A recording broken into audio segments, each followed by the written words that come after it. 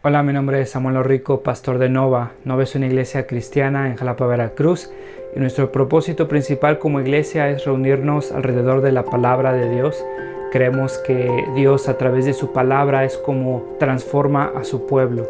Nos llama a creer, a arrepentirnos, a amar lo que antes aborrecíamos, a aborrecer lo que antes amábamos.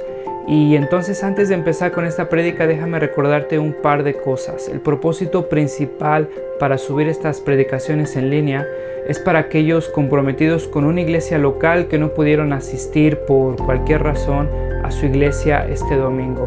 Estas predicaciones son un recurso para nosotros, para poder crecer, para poder escuchar la palabra de Dios. Sin embargo, creemos que un cristiano no puede existir sin una iglesia. Creemos que el contexto bíblico en el cual el cristiano crece y se sustenta como cristiano por la gracia de Dios es a través de su iglesia local, sometiéndose a un liderazgo local, amándose unos a otros, sirviéndose unos a otros, perdonándose unos a otros. Un cristiano no puede vivir su vida cristiana simplemente consumiendo predicaciones en una pantalla de su televisión, de su computadora. Entonces te animamos a comprometerte con una iglesia local. Si no pudiste asistir a una iglesia este domingo, nos da gusto que estés viendo este video. Disfrútalo, nuestra oración es que te sea de bendición. Sin embargo, si no te has comprometido con una iglesia local, mi oración es que puedas comprender que el amor de Dios se refleja en medio de su pueblo, mostrándose en la iglesia local. Nuestra oración es que Dios siga transformando nuestro país, que el Evangelio siga siendo proclamado, que la sana doctrina siga expandiéndose en nuestras iglesias y cada vez más cristianos podamos adorar a ese Dios soberano que nos ha mostrado su gracia a través de Cristo a pesar de lo que somos. Tengo ya un hijo que pasó a la secundaria y estamos platicando la otra vez si era difícil o fácil. Y le dije que todo es fácil hasta que empieces a ver álgebra y ya de ahí empiezas a creer en Dios. Sabes, cuando, no sé si te acuerdas, empezaste a estudiar álgebra, era otro tipo de matemáticas, otras reglas. Eh, el día de hoy quiero ver con ustedes un tipo de matemáticas diferente. Quiero ver las matemáticas de Dios. Quiero ver con ustedes que Dios no cuenta las monedas, Dios pesa los corazones. ¿Sale? Quiero ver las matemáticas de Dios con ustedes. Dios no cuenta las monedas, Dios pesa los corazones. Hace unos días estábamos haciendo ahí devocionales en familia y estábamos hablando sobre glorificar a Dios y le trataba de enseñar a mis hijos que glorificamos a Dios cuando lo valoramos por encima de todo y le damos gloria porque lo reconocemos por lo que es Él. Y una forma en la que los cristianos lo valoran día a día es ansiándolo, conociéndolo, anhelando su palabra, acercándonos a Él y deseándolo sobre todas las cosas. Y una forma muy práctica, les decía, era leer tu Biblia. Sabes, tengo un hijo que es muy competitivo y quería instrucciones, quería detalles para que los pudiera hacer a cada día. Quería, ¿cuánto debo de leer, papá? ¿Un capítulo, dos capítulos, tres capítulos? Se puede leer en la mañana, se puede leer en la tarde, en la noche. ¿Y qué pasa si no tengo tiempo y solo leo dos capítulos? ¿Y qué pasa si no tengo tiempo y lo leo en la noche? Y sabes, le explicaba a mis hijos que más que páginas, Dios pesa los corazones. Y son las matemáticas de Dios. Dios no cuenta las páginas que leemos a diario. Dios pesa nuestros corazones cuando nos acercamos a Él, ¿no es cierto? Quiero que veas conmigo cómo es que Dios cambia nuestros corazones. En esta conversación que tenía con mi hijo, sabes, él estaba confundido porque confesaba que no tenía muchas ganas de leer la Biblia y quería fórmulas, quería número de páginas.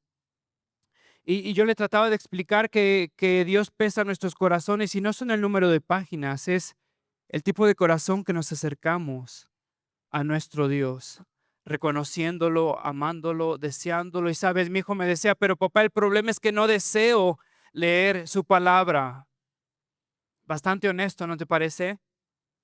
Ojalá que no pierda esa honestidad. Y sabes, le trataba de explicar que solo Dios puede transformar nuestros corazones y ese es el fruto del evangelio. Quiero que veas conmigo cómo Dios cambia nuestros corazones. Y no es la cantidad de monedas que le damos a Dios, que Dios pesa nuestros corazones y Dios transforma nuestros corazones. ¿Se acuerdan lo que habíamos visto la semana pasada? Los miopes no ven el cielo. Los miopes no ven el cielo y la Biblia no hace una diferencia real en sus vidas. Su cielo es muy pequeño. El día de hoy vamos a ver una historia conocida a través de la historia. Y quiero que veas conmigo dos puntos bastante sencillos: hipocresía pública, piedad privada. Hipocresía pública o piedad desconocida. Hipocresía pública o piedad ignorada.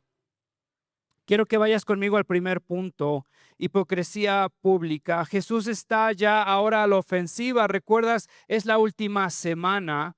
La pasión de Cristo está a punto de ser rechazado públicamente, de ser crucificado.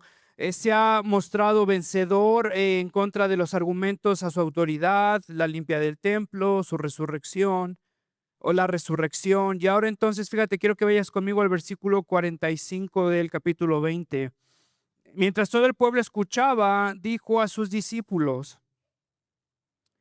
quiero que te des cuenta que lo que va a decir, lo que está a punto de decir, lo dice en frente de todos. Los otros evangelios que narran la misma historia desde puntos de vista diferentes nos describen cómo están los fariseos y los discípulos en la misma audiencia. Lo que va a decir Jesús lo dice a voz alta en frente de todos. Y ahora Jesús entonces no solo es rey, no solo es sacerdote, sino también es profeta. Jesús está cumpliendo con su ministerio profético y está confrontando una religiosidad falsa, una religiosidad exterior, como lo había hecho en el capítulo 12, ¿te acuerdas?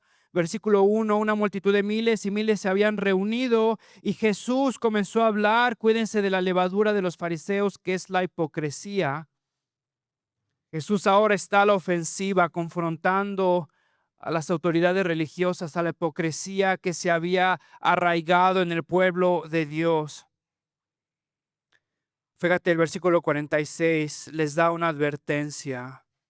Llama a todos, todos lo están escuchando, no se achica, no está dispuesto a comprometer sus convicciones para ganar aceptación, está a punto de confrontar a los líderes religiosos. Versículo 46, cuídense de los escribas. Imperativo continuo. Para los que reprobaron español, yo reprobé español, déjenselo, se los explico. Un imperativo continuo es un imperativo, una acción que se debe de ejecutar, un mandamiento, una instrucción, pero que se debe de ejecutar continuamente. Entonces, literalmente lo que está diciendo es: cuídense y continúen cuidándose. ¿Sabes? Lo que hace Jesús no solamente les está diciendo cuídense y ya está ahí, cuídense esta vez, se fija, no hay peligro, está todo bien.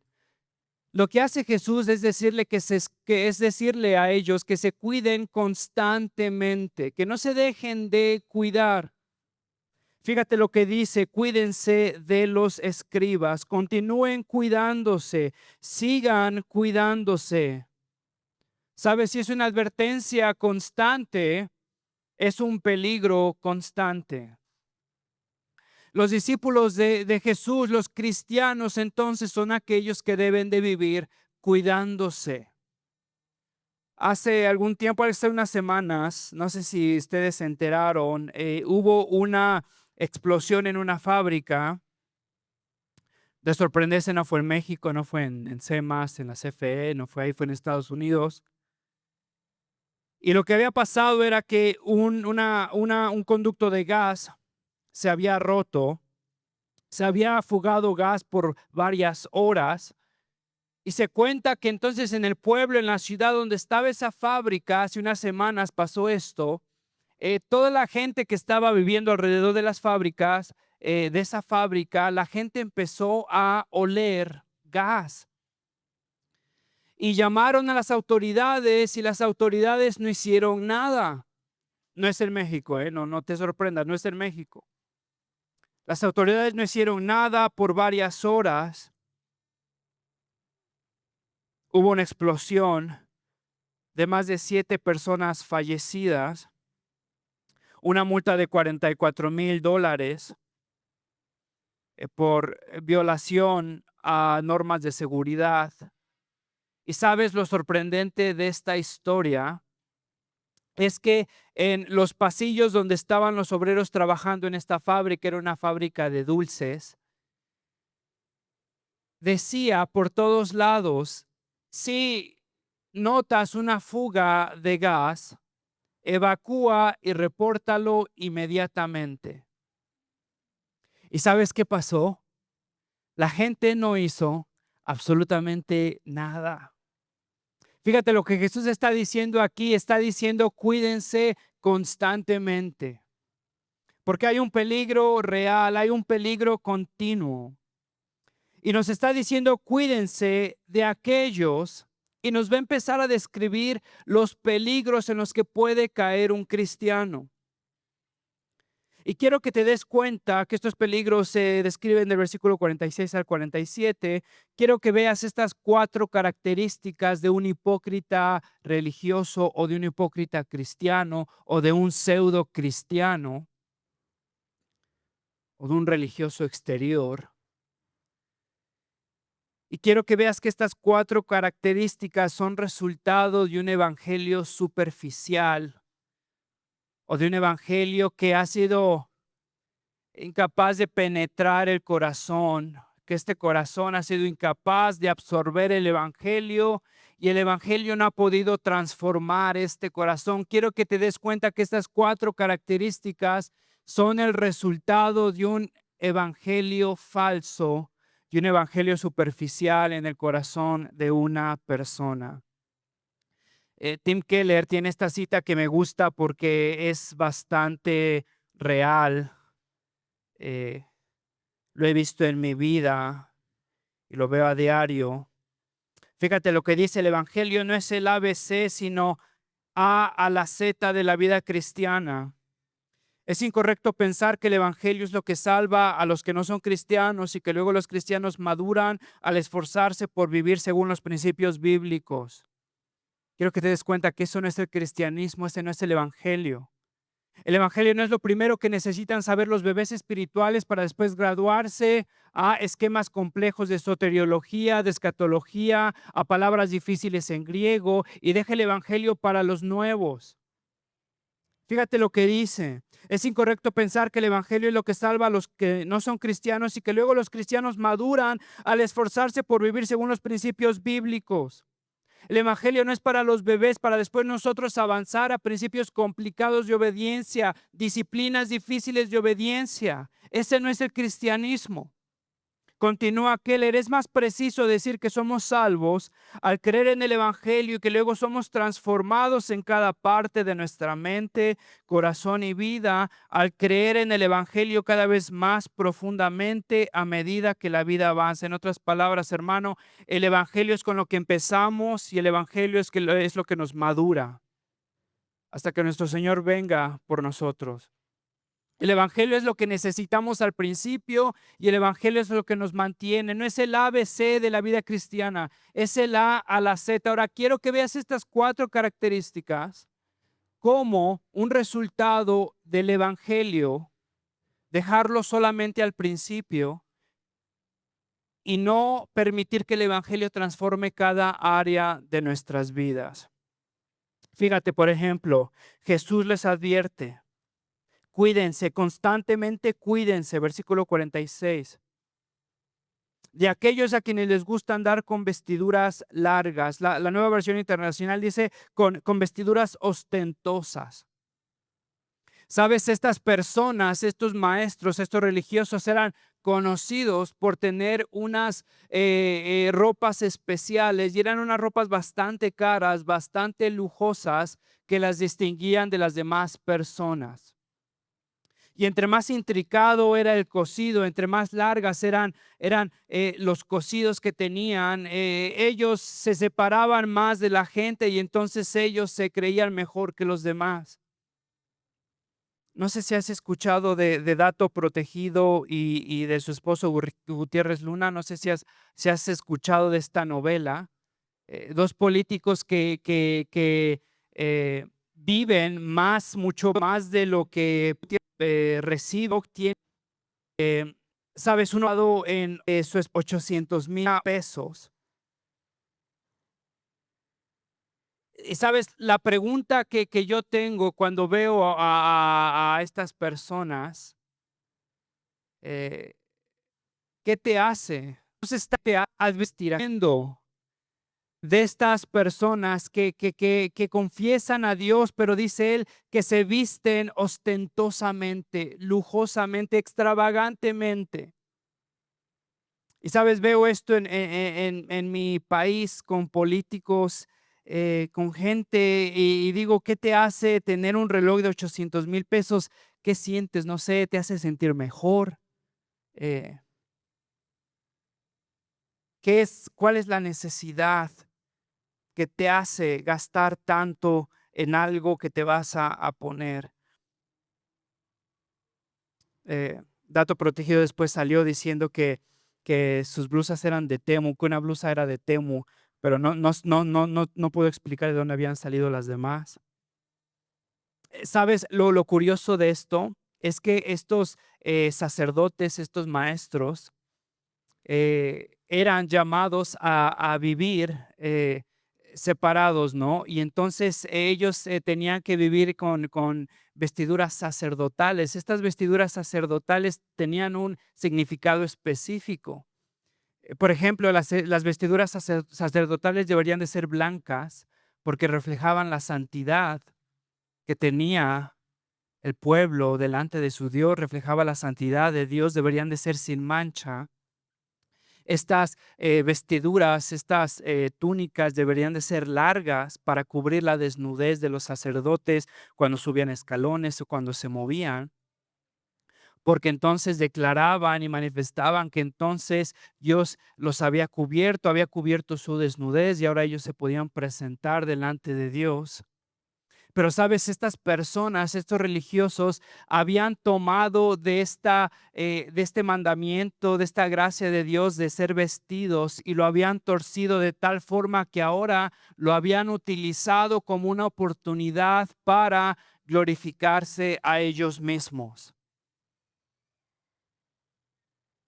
Fíjate lo que dice una puritana, Mary Rich, una escritora cristiana. Fíjate, enorgullecerse de la ropa fina es un monumento de nuestro pecado. Pues si Adán no hubiera pecado, no habríamos necesitado ropa para ocultar nuestra vergüenza. Pon atención en esto. Qué estupidez pensar que lo que necesitamos para cubrir nuestra desgracia podría usarse para hacernos impresionantes.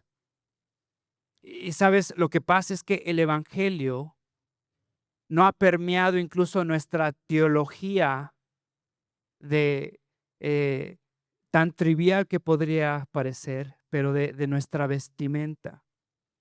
Porque sabes, en Génesis 3 estábamos desnudos delante de nuestro Dios y en Génesis 3 Dios es el quien nos viste porque estábamos avergonzados, ¿recuerdas? Ahora Dios entonces viste nuestra desnudez y nuestros vestidos ahora son un recuerdo, un recordatorio de que estamos desnudos delante de nuestro Dios. Pero sabes, hemos tomado esto y lo hemos transgiversado para ahora tomar el símbolo de nuestra vergüenza como un pretexto para nuestra glorificación. Sabes que el Evangelio nos anuncia que en Cristo los desnudos ahora van a ser revestidos con su gloria. Y es ahora entonces Cristo quien nos viste de su justicia. Y entonces el cristiano, pon atención en esto, el cristiano que ha permitido que el Evangelio transforme su corazón aún en estas áreas, sabría entonces que es Dios quien nos viste con su gloria y descansamos en lo que Dios ha hecho en el Evangelio por nosotros sin necesidad de nosotros aparentar o de pretender que podemos vestir nuestra vergüenza. Porque con más marcas que tengamos, hermano, nuestra vestimenta es un recordatorio de nuestra desnudez y la esperanza de que Dios ha de vestirnos con su justicia.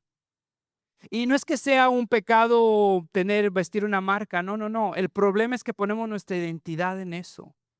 El problema es que lo hacemos a costas de la generosidad cristiana, a costa del pobre, a costa del abusado, a costa de necesidades incluso más apremiantes en nuestra vida. Lo hacemos sacrificando nuestra generosidad cristiana porque nos queremos vestir de una gloria que no nos pertenece.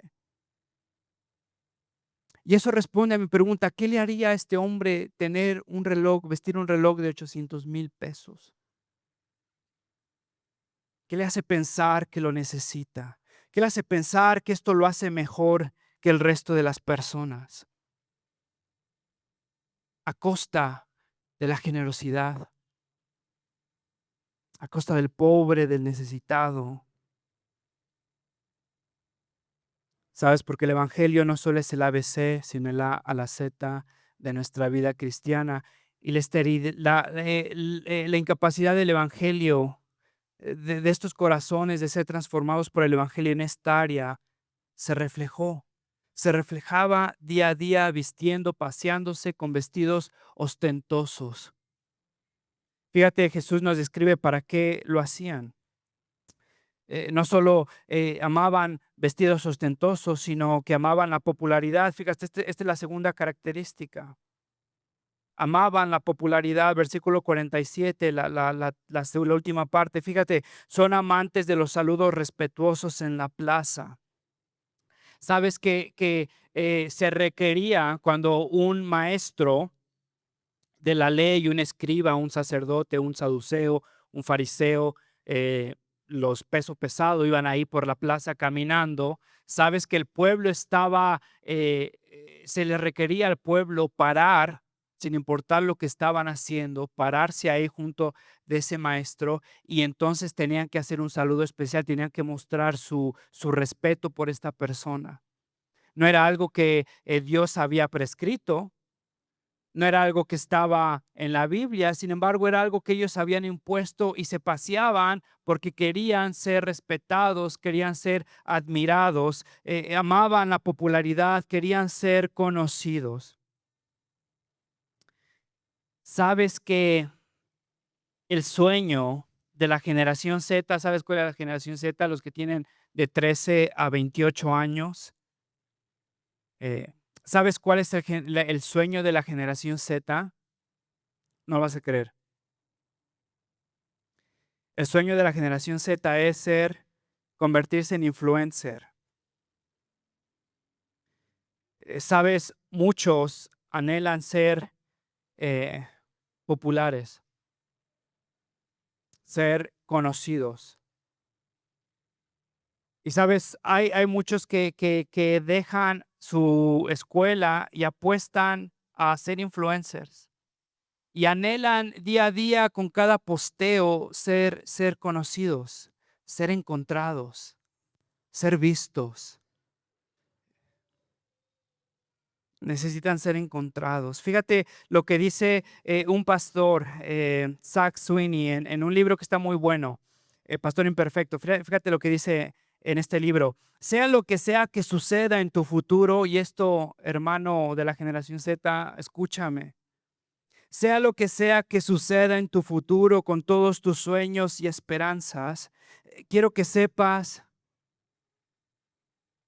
Quiero que sepas que ser descubierto ya te ha sucedido. Quiero que sepas que ser descubierto ya te ha sucedido. Dios ya te conoce. Escucha tus oraciones y se deleita en conocerte. ¿Sabes? La pregunta es esta: ¿será suficiente? ¿Sabes? el evangelio no es el principio de la vida cristiana, es el principio y lo que te mantiene. ¿Será suficiente que Dios me conozca? ¿Será suficiente que Dios me haya descubierto? ¿Será suficiente que Dios escucha mis oraciones y se deleita en conocerme? No fue suficiente para estos maestros. Se paseaban porque amaban la popularidad. ¿Sabes? Eran este tipo de personas que si oraban sin la selfie no contaba. Nadie los vio orar. No vale.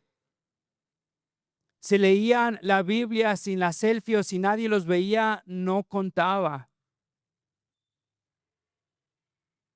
No solamente amaban los vestidos ostentosos, amaban la popularidad. No solamente desconocían el evangelio, sino que reflejaban su falta de conocimiento en cómo vivían. Fíjate la tercera característica. Amaban la honra pública. Versículo 47. Y de ocupar los primeros asientos en las sinagogas y los lugares de honor en los banquetes. Son amantes, aman. No solamente aman los saludos, no solamente aman ser reconocidos en las calles y que la gente los salude, sino que también aman ocupar los primeros asientos en las sinagogas y los lugares de honor en los banquetes. ¿Sabes? No solamente querían ser populares, también querían ser apreciados. Puedo ser popular, pero no puedo ser apreciado, ¿no es cierto? Ellos querían ser conocidos, pero también querían ser honrados. Por eso querían ocupar los primeros lugares de honor a donde fueran. Querían que la gente los viera y los reconociera como dignos de honra. Querían que la gente los respetara. Agarraban los lugares de honor en los banquetes, en las sinagogas. ¿Sabes? Estamos en una era de lords y ladies. ¿Y sabes qué es lo que pasa? Que finalmente tenemos la oportunidad de conocer a las personas por lo que verdaderamente son. ¿Te acuerdas de esta lady racista? ¿Sabes? Vemos a esta persona, era una modelo, no sé si sabías, no era una modelo y tenía una carrera, no sé, o exitosa o no, ahí en el modelaje o en las novelas, pero tuvimos la oportunidad de conocer a esta persona por lo que era. En un momento de estrés, dejó de aparentar, no había flashes, no había cámaras y nos dejó ver quién era. Eh, ¿Te acuerdas de este Lord Paro? Eh, Lord Paddle, ¿te acuerdas que se amontonó con sus guaruras y golpeó a otro cuate? Sabes, tenemos la oportunidad hoy en día no solamente de hacer famosas a las personas, pero también de ver realmente quiénes son estas personas. Una pesadilla de esta generación o de los más jóvenes o de los que no nos consideramos tan viejos, pero lo somos. Fíjate que una de nuestras pesadillas es ser encontrado, ser reconocido, ser viral, pero ser rechazado. Imagínate qué horrible. Eres reconocido por TikTok, ¿no? Pero en vez de ser amado y aceptado, eres rechazado, eres criticado. La pesadilla de Lord Parol, de Lady Racista. Y sabes, ese miedo a nosotros nos ha hecho vivir en apariencias. Vivimos una cosa tal vez aquí en la iglesia, otra cosa con nuestros amigos. Fíjate lo que dice Keller una vez más en su libro, el significado del matrimonio. Fíjate lo que dice: ser amado pero no conocido es reconfortante pero superficial. Ser amado pero no conocido es reconfortante pero superficial. Ser conocido y no amado es nuestro mayor miedo. Pero ser plenamente conocido y verdaderamente amado, bueno, muy parecido a ser amado por Dios. Sabes, estas personas querían ser no solamente famosas, no solamente virales, sino amadas. Ese es el sueño de muchos de nosotros y de los más jóvenes aún más, creo. Ser reconocidos, ser virales y amados. Pero sabes, si honestamente la sociedad pudiera tener acceso a nuestras vidas, honestamente terminaríamos siendo unos lords o unas ladies. ¿Crees que eres muy diferente a la lady racista o al lord o a tantas ladies o a tantos lords por tantas cosas? Sabes, un día, no sé, te comportaste un poco impaciente con el que está vendiendo ahí en Chedraui, en Walmart, en la luz o en el tráfico. Muchos de nosotros anhelamos plataforma solamente para nuestra destrucción. Anhelamos popularidad sin saber qué hacer con esa popularidad. ¿Sabes por qué? Porque no es suficiente que Dios nos haya descubierto, nos haya amado, nos haya reconciliado, que se deleite en escuchar nuestras oraciones, que anhele conocernos más. Puede ser, puede ser que hay cristianos que anhelan vestirse con vestimentas lujosas. Puede ser que haya cristianos que anhelen la popularidad, que anhelen el reconocimiento público. Puede ser, porque el Evangelio y lo que dice el Evangelio acerca de Dios y acerca de nosotros no es suficiente. Déjame terminar con la última, bueno, no terminar la predicación, terminar estas 4 características. No solamente aman los lujos, la popularidad, la honra pública, sino también eh, aman la avaricia disimulada. Versículo 47, una vez más, que devoran las casas de las viudas y por las apariencias hacen largas oraciones. Date cuenta de esto, que devoran las casas de las viudas, que por las apariencias hacen largas oraciones. Esto se puede referir a 2 cosas. Puede ser que es una mala administración de los recursos de las viudas. El templo tenía recursos para las viudas. ¿Te acuerdas que no tenían familia, que no tenían otra cosa, que no tenían otros recursos para vivir? Entonces había ofrendas para las viudas y entonces estos que estaban encargados, eran los líderes de las iglesias, hacían mala administración de esas ofrendas para vestirse elegantemente, para asegurar su honra, su popularidad. O también, y muy posiblemente se refiere a que utilizaban pretextos de ministerio para ellos seguirle robando a las viudas. Y sabes, muy probablemente eran estas 2 cosas que Jesús estaba confrontando.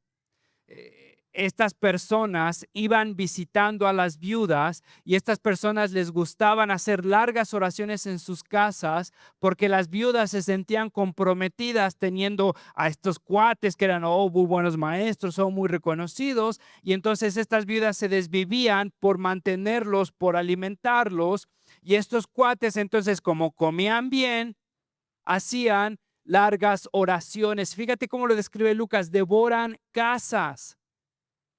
¿Has escuchado pastor sin panza no es de confianza? Sabes, muchas veces utilizamos el ministerio para servirnos a nosotros mismos. Y no solamente estoy hablando de los pastores, estoy hablando de toda la iglesia. Y ese es un resultado de no profundizar en el evangelio. ¿Sabes por qué? Porque nuestro servicio hacia los demás no es un fruto del evangelio, sino es una oportunidad para nosotros alimentarnos, ya sea físicamente o ya sea emocionalmente. Sabes, muchas veces es fácil simplemente el involucrarnos en ministerios para hacernos sentir bien a nosotros mismos. Se siente muy bien cuando eres utilizado, cuando eres necesitado, pero sabes, no seríamos muy diferentes de estos falsos maestros si nosotros, antes de involucrarnos en la ayuda del pobre y del necesitado, nosotros nos aseguramos que sea de verdadero beneficio para estas personas. En otras palabras, tenemos la tentación de involucrarnos en un activismo cristiano, en un horario héctico ocupado de actividades, no por el bien de los demás, sino porque estoy hambreado emocionalmente y me hace sentir bien, me hace sentir reconocido. Sabes, muchas veces utilizamos el ministerio para alimentarnos a nosotros mismos. Utilizamos la generosidad cristiana no para servir a los demás, sino para servirnos a nosotros. Y la pregunta entonces que deberíamos de preguntarnos todos nosotros antes de ayudar a alguien, antes de involucrarnos en un ministerio de ayuda para los demás, deberías de preguntarte qué es de beneficio para esa persona, qué es de beneficio para mi hermano. Hace algún tiempo, no sé si te acuerdas, había en MTV, creo, ¿te acuerdan cuando había ese canal MTV? Y había un programa de unos cuates que iban renovando casas y las dejaban todas así súper lujosas. Y entonces agarraban casas como ya, o sea, de gente en situación muy necesitada, eran casas muy humildes, y entonces era un programa donde las renovaban todas. Y entonces ya al final del episodio, la casa terminaba toda muy, muy, muy chida, ¿no? O sea, ya era una mansión.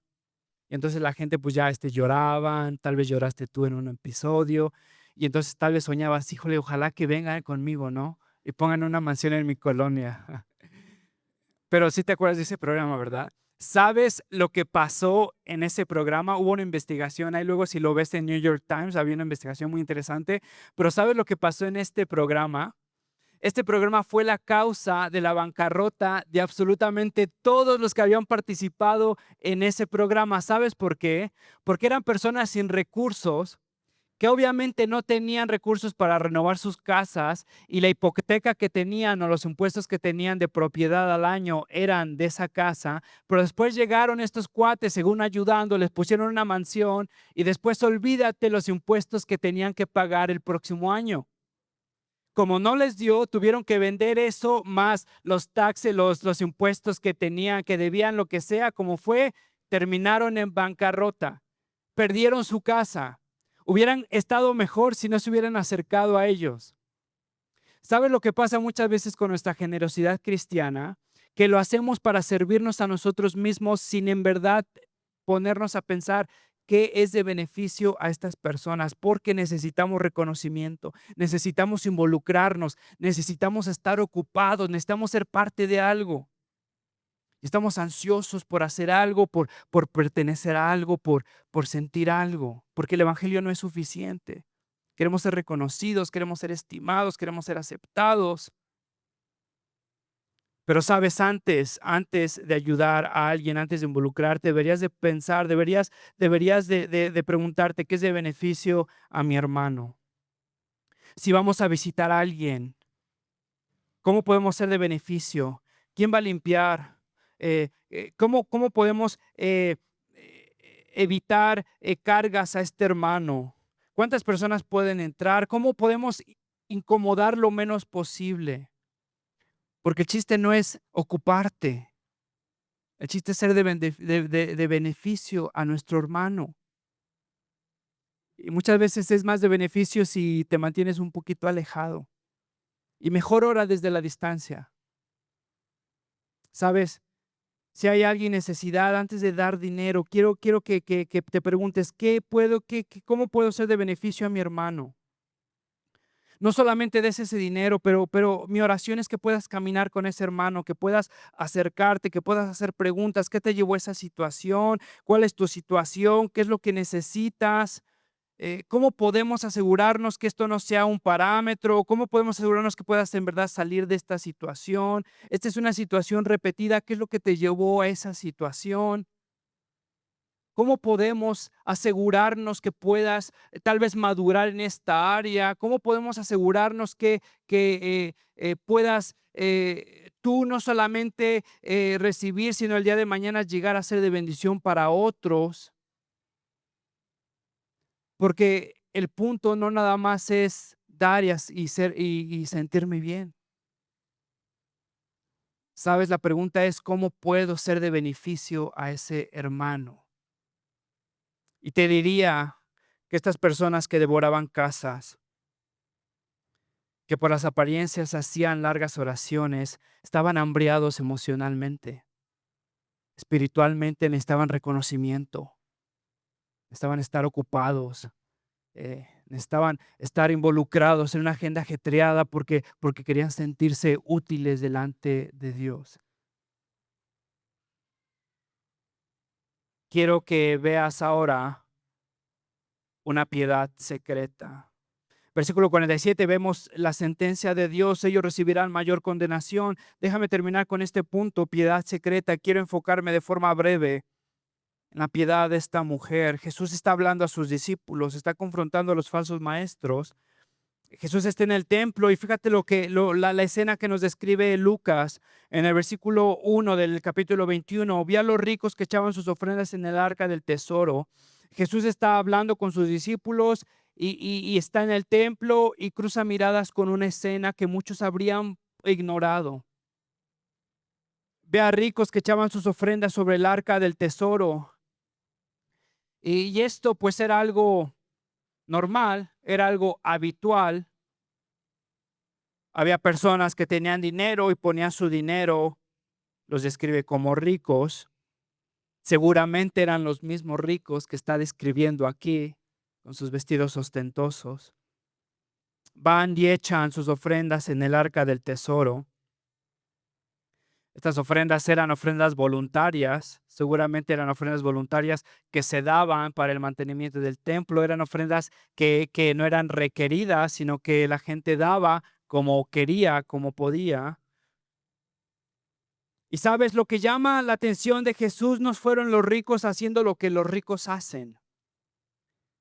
Lo que llama la atención de Jesús en el versículo 2, lo describe Lucas, vio también a una viuda pobre que echaba allí 2 pequeñas monedas de cobre. Fíjate cómo la describe, una viuda pobre. Tiene 2 adjetivos y con estos 2 adjetivos está condenada a la pobreza.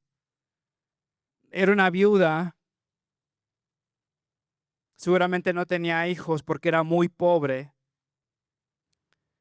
Y sabes, la palabra para describir pobre es un hapas legómenon. No había escuchado esa palabra, ahora ya sabes. Ya si algunos te preguntan, dile que lo que es un hapas legómenon. Un hapas legómenon es una palabra en griego que es creada o es inventada por un escritor para describir algo que es difícil de describir. Y entonces lo que hace el autor literario es crear, amalgamar una palabra para describir algo que él quiere hacer entender. Y fíjate, esta palabra para pobre es una redundancia de muy, muy, muy pobre. Esta palabra que Lucas está formando está tratando de describir la situación de esta mujer y no solamente es viuda, sino muy, muy pobre. Y Jesús ve que esta viuda pobre echa 2 pequeñas monedas de cobre. Ahora, una pregunta es, bueno, ¿cómo supo Jesús cuánto dinero echó esta mujer? Sabes, los ricos pagaban a alguien para que anunciara sus ofrendas. Y había una campana y entonces si yo ponía, no sé, 5,000 pesos, había ahí alguien que anunciaba, ponía una campana y entonces anunciaba 5,000 pesos. Seguramente esta mujer no pagó para que alguien anunciara sus 2 monedas de cobre. ¿Sabes? Estas 2 monedas de cobre hacen un poco menos que un centavo. Un centavo. Ahora, no creo que esta mujer haya contratado a alguien para que anunciara su centavo. Estas monedas eran reconocidas porque eran muy pequeñas y eran tan pequeñas que hacían un sonido particular. Incluso hoy en día las coleccionan, se llaman monedas de la viuda. Luego ahí los arqueólogos las encuentran y las subastan. Pero estas monedas hacían un ruido particular, eran tan pequeñas, tan afiladas que hacían un ruido muy agudo al caer. Y entonces, fíjate que la ofrenda de esta mujer es vista por Jesús. Ve a ricos poniendo su dinero, ve a esta mujer poniendo su dinero. Y fíjate lo que Jesús dice, en verdad les digo que esta viuda tan pobre echó más que todos ellos, porque todos ellos echaron en la ofrenda lo que les sobraba, pero lo que sobraba, pero ella de su pobreza echó todo lo que tenía para vivir. ¿Sabes a quién le costó más dar? ¿A los ricos o a la viuda? ¿Qué ofrenda tuvo más significado? ¿Qué ofrenda tuvo mayor intención? Fíjate, la Reina Valera contemporánea lo traduce: más ella de su pobreza echó todo el sustento que tenía. La Nueva Versión Internacional, fíjate, dice: pero ella de su pobreza echó todo lo que tenía para su sustento. Eh, Cuando lees allí el sustento, literalmente es la palabra bios. ¿Te acuerdas? ¿Te suena algo esta palabra bios? Biología es vida, literalmente significa vida. Lo que está diciendo Lucas, fíjate, más esta de su pobreza echó toda su vida. Es la misma palabra que vemos en Lucas 15, ¿te acuerdas con el hijo pródigo? Cuando el padre separa su vida, da todo lo que tiene a sus hijos. El hijo pródigo recibe la vida del padre porque el padre da todos los recursos que él tenía, se queda sin nada, da absolutamente todo, le da su vida. Esta mujer, nos está diciendo Lucas, que da todo lo que tenía, da su vida, da la vida que tenía. Ella de su pobreza echó su vida. Quiero que te des cuenta, hermano, que la generosidad de esta mujer no estaba basada en sus circunstancias.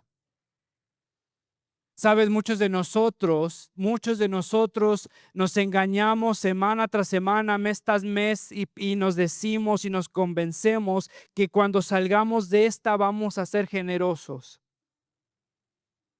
Quiero que te des cuenta que esta mujer en su situación mostró generosidad que los ricos no tenían. Esta mujer da todo en la situación en la que está. En otras palabras, los ricos daban de lo que les sobraba y esta mujer da lo que tenía. Sabes, una pregunta para nosotros, hermanos, es si nuestra generosidad es lo que tenemos o lo que nos sobra.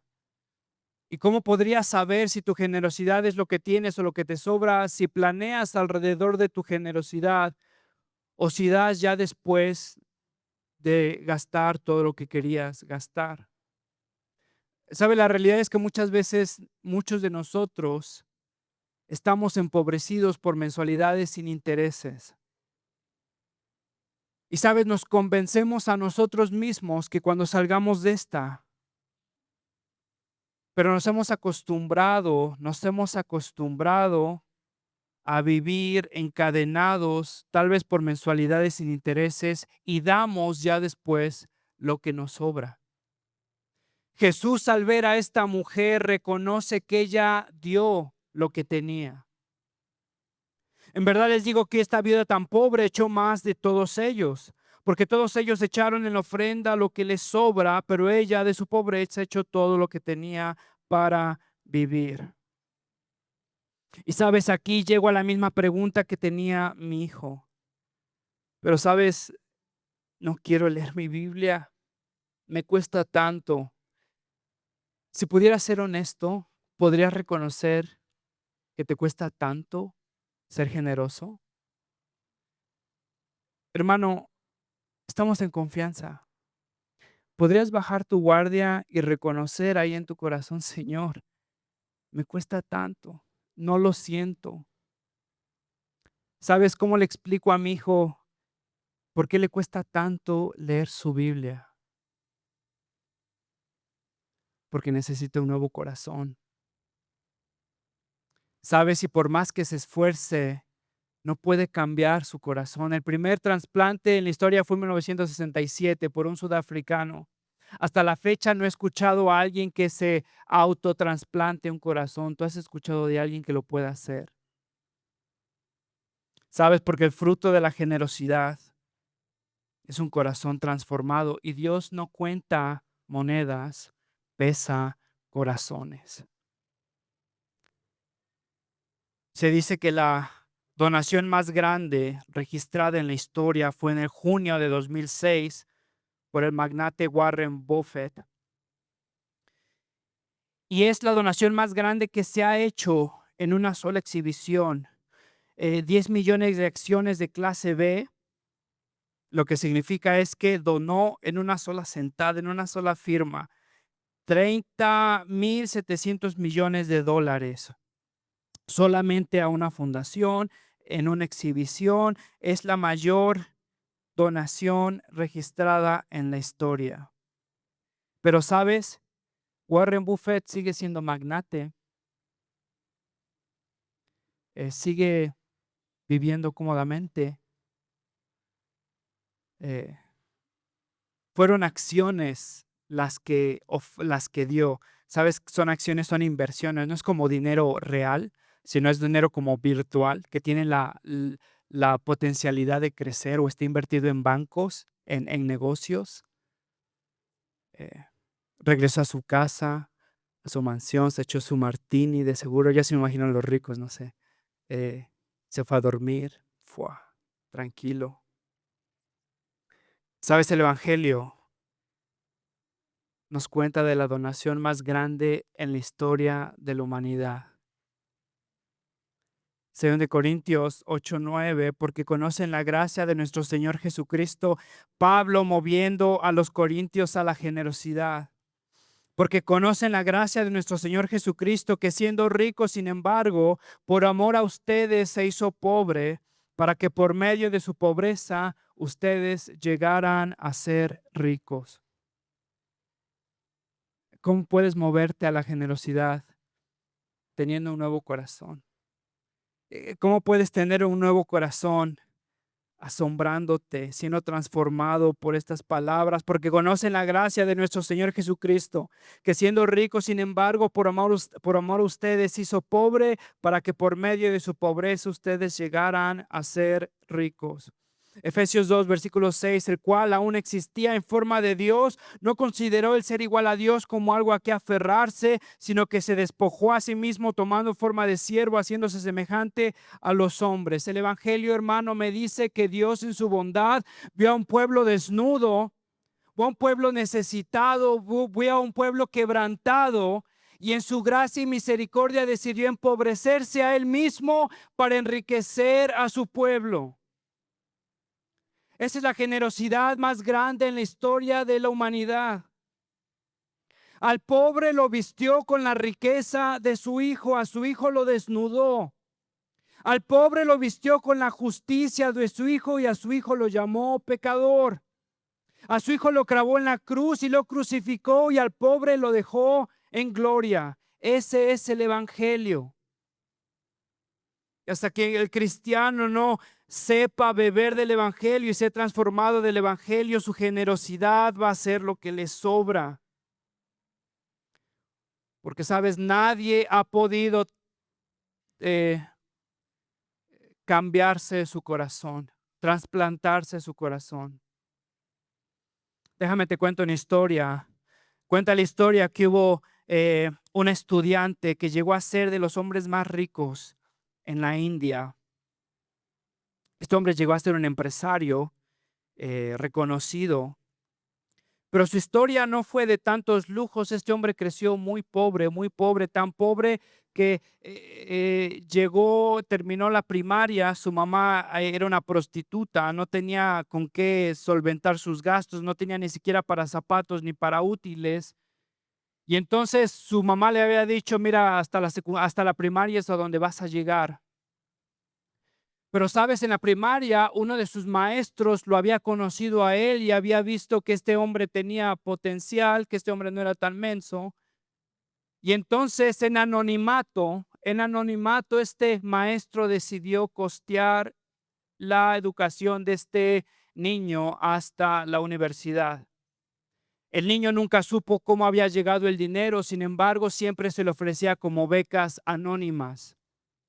Este niño creció pensando que entonces por la ayuda del gobierno había costeado su universidad, su preparatoria, su secundaria. Sabes, ya pasaron los años, este hombre se movió a la capital de su país. Era un hombre demasiado acaudalado, reconocido, exitoso, y le llegó una invitación de sus compañeros de universidad, perdón, de sus compañeros de primaria.